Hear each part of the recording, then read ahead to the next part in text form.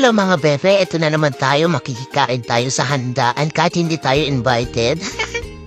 Charot lang, eto makakain po tayo ng buffet sa isang Chinese restaurant. Eto po ang kanilang mga putay, sari-saring pagkain kung makikita mo lang naman ako. At dyan naman po, magpapaluto kung gusto mo, may mga sari-saring gulay din at mga seafoods, karne, kung ano pa ba. Siyempre may baon tayong gamot para sa allergy natin na seafoods. Ayan, may mga gulay sila, may mga appetizer, sari-sari po at sa mga mahilig ng sushi. Ayan, meron din po sari-sari. Iba-ibang klaseng sushi sa mga mahilig po dyan.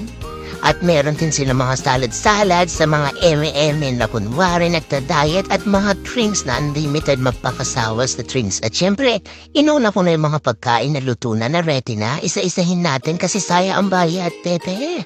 Kaya tikman natin lahat. Ayan po, inisa-isa ko na lahat para matikman natin. At syempre sa aking second plate, kumuha din po ako ng kanin. Sabi nga nila, kanin is life. Ayan, sulitin natin at syempre pansit kahit mayroon na tayong kanin. Yung tipo pang mauubusan ka na hindi ka na makakaulit ng second round. Ayan, sige kuha, padamihan mo dahil yan ay may bayad. Ayan, inisa-isa natin para matikman natin lahat ng putahe.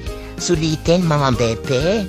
Hindi naman to handaan na sige kain ng kain ng libre. Ito ay may bayad kaya sulitin po natin. Balikan na mga pagkain na hindi natin nadampo.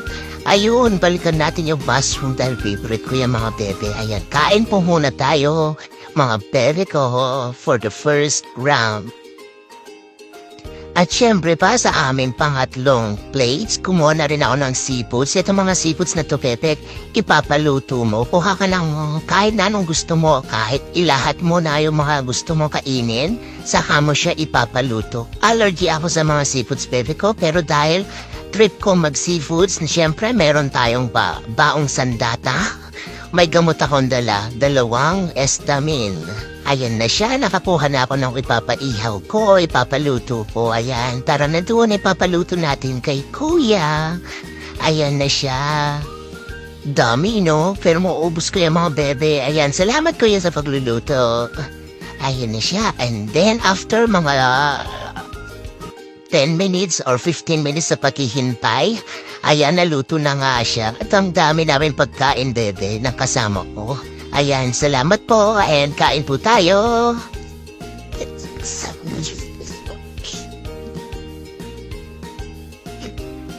At syempre pa, pagkatapos namin kumain, mga 2 oras, bago namin naubos yung mga pinagkukuha naming pagkain, kumuha na rin kami ng dessert. Sari-sari po ang kanilang mga desserts. May prutas, may cakes, may tinapay, may ice cream, may yogurt, may jelly. Sari-sari pong mga desserts ang meron sila. At syempre, patitikman natin lahat ng flavor ng ice cream nila. Ayan, sige, kuha na. Akala mo mauupos lahat. Ayan, nagkalat pa ako. Ang hirap kaya kumuha ng ice cream na may tanga pang cellphone habang nagbibideo. Ayan, pero masarap po lahat ng kanilang pagkain. Sulit na sulit yung binayad namin. Ayan. Minsan lang naman po to, so deserve nyo rin mag-buffet minsan kasama natin yung family. Ayan, ang lugar po na ito ay matatagpuan sa San Sebastian, Madrid. Ayan po siya. Ayan, maraming salamat po mga bebes. God bless po sa ating lahat. Mwah!